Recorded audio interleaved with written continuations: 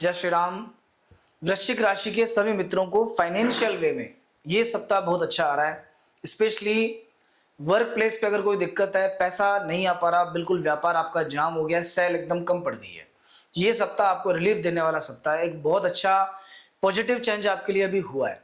क्या हुआ है देखिए, ज्योतिष शास्त्र में बुध को व्यापार का कारक माना जाता है, बुधेन वाणिज्यम, और बुध ग्रह सिंह राशि से निकल के कन्या में आ चुके हैं। आपके लाभ भाव में उच्च राशि में बुध विराजमान है। लाभ के घर में बुध का उच्च राशि में विराजमान होना एक तो मित्रों से लाभ दिखाता है, दूसरा व्यापार से लाभ दिखाता है। तो अगर आप एक व्यापारी हैं, अगर आप एक इंडिविजुअल व्यापार करते हैं, सेल्फ एम्प्लॉयड हैं, एंटरप्रेन्योर हैं, तो आपका टाइम बेटर स्टार्ट हो चुका है। कहीं से आप फंडिंग की उम्मीद कर रहे थे, फंडिंग नहीं आ रही है तो आ जाएगी, उसके आने के पूरे चांस है। व्यापार व्यवसाय में रुकावट थी तो रुकावट दूर हो जाएगी, उसका बहुत अच्छा चांस है। तो दोस्तों, इस बुध के और भी बहुत से पॉजिटिव बेनिफिट आपको मिलने वाले हैं, लेकिन क्या क्या आपके साथ होगा इस बारे में चर्चा करेंगे। पर सबसे पहले हम आपको बता दें, अगर आपने चैनल को अभी तक सब्सक्राइब नहीं किया तो एक बार कर लीजिए। और मैं आपको बता देता हूं, आपके राशिफल के बारे में तो हम बात करेंगे ही करेंगे, पर YouTube पर सबसे पहली बार हम आपके लिए लाए डे प्लानर।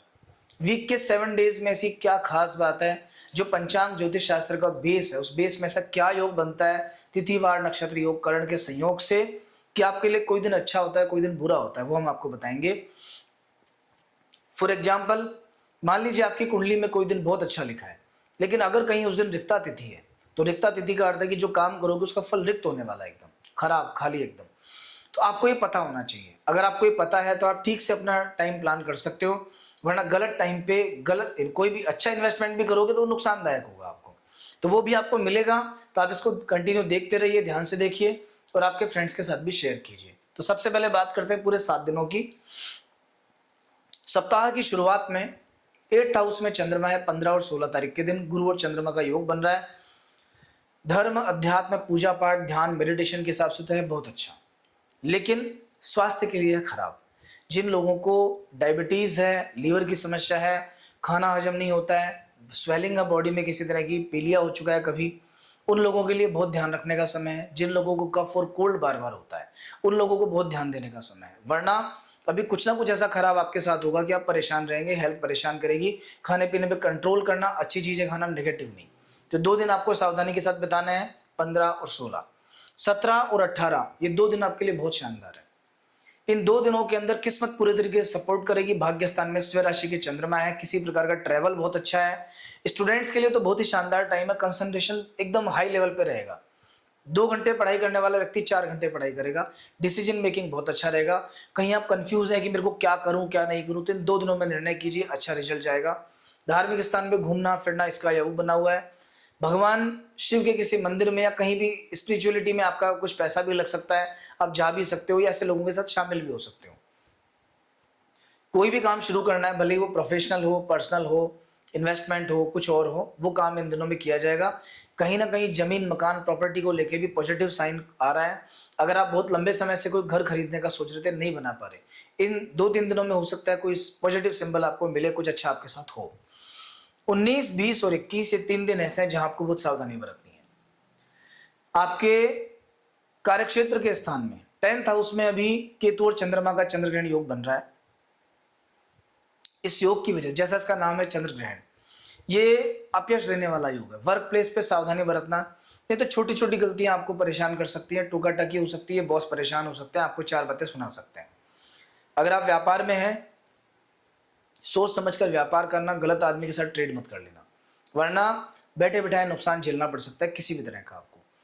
इसके बाद 21 तारीख का जो दिन है, इस 19, 20, 21 में भी जो 21 दिन है वो बहुत सावधानी से बिताना। इस दिन किसी से वाद विवाद नहीं करना, झगड़ा नहीं करना, किसी को अच्छा बुरा कुछ मत करना, वरना अपयश मिलने का योग है। करेगा कोई, भरेगा कोई, नाम आपका हो जाएगा। सावधानी बरतिए। तो ये आपका ओवरऑल राशिफल है। वैसे भी वृश्चिक राशि को देखिए, अभी शनि का कंटक भी चल रहा है और मंगल भी 12वें घर में चल रहा है, गुस्से पे भी कंट्रोल रखना पड़ेगा। तो सावधानी हर तरीके से रखनी है आपको, बढ़िया रहेगा। अब बात करेंगे पूरे 7 दिनों की कि 7 दिन ओवरऑल कैसे हैं, किस दिन में क्या खास बात है। 15 तारीख का दिन जहां से सप्ताह शुरू होता है, रिक्ता तिथि है, व्यतिपात योग है। व्यतिपात का सीधा सा अर्थ है कि जो भी काम करोगे फल खराब आएगा, स्पेशली ट्रैवल अवॉइड करना है। यात्रा करोगे, यात्रा में नुकसान हो सकता है। 16 तारीख का दिन पूर्णा तिथि है, जैसा उसका नाम है, जो काम करोगे उसमें कंप्लीटनेस आएगी। किसी को पैसा दे दिया, लगा दिया, बढ़िया हो जाएगा। कोई काम चालू कर दिया तो कंप्लीट होके पूरा होगा वो। तो ये दिन बहुत अच्छा है। 17 तारीख को एकादशी है। एकादशी का हिंदू धर्म में बहुत महत्व है। इस दिन अन्न खाने से पाप लगता है, शरीर में रोग बढ़ते हैं, बीमारियां बढ़ती हैं। तो जो बीमार व्यक्ति है उसको इस दिन स्पेशली फ्रूट्स या कुछ ऐसे हेल्दी चीजें लेनी चाहिए, पर अन्न से बचाव रखना चाहिए, अन्न अवॉइड करना चाहिए, ना खुद खाना चाहिए ना खिलाना चाहिए किसी को। 18 तारीख का दिन गुरु पुष्य मुहूर्त है, बहुत ही शानदार डे है किसी भी काम को शुरू करने के लिए। कोई तंत्र मंत्र पूजा पाठ विधि विधान कुछ अनुष्ठान करना हो तो बेस्ट डे है, इस दिन कीजिए, वो जरूर सफल होगा। 19 तारीख को प्रदोष है। संतान और परिवार, इन दो के लिए प्रदोष का दिन विशेष महत्व रखता है। अगर आप शिव भक्त हैं तो प्रदोष काल में पूजा कीजिए। संतान की समस्या या परिवार में डिस्प्यूट रहते हैं, प्रदोष काल में पूजा शुरू कीजिए, फिर आप देखिए कैसे आपका दिनमान चेंज होता है। 20 तारीख को चतुर्दशी है, रिक्ता तिथि अगेन, लेकिन इस दिन शनिवार होने से सर्वार्थ सिद्धि योग बनता है। इस दिन जो काम करोगे वो बेनिफिशियल है, अच्छा फल देके जाएगा। और 21 तारीख, जैसा मैं बार बार आपको बता रहा हूँ, बहुत खराब दिन है, अमावस्या है। इस दिन कोई काम नहीं करना, प्रॉफिट के उद्देश्य से कुछ नहीं करना, लेकिन दान पुण्य के लिए बेस्ट डे है।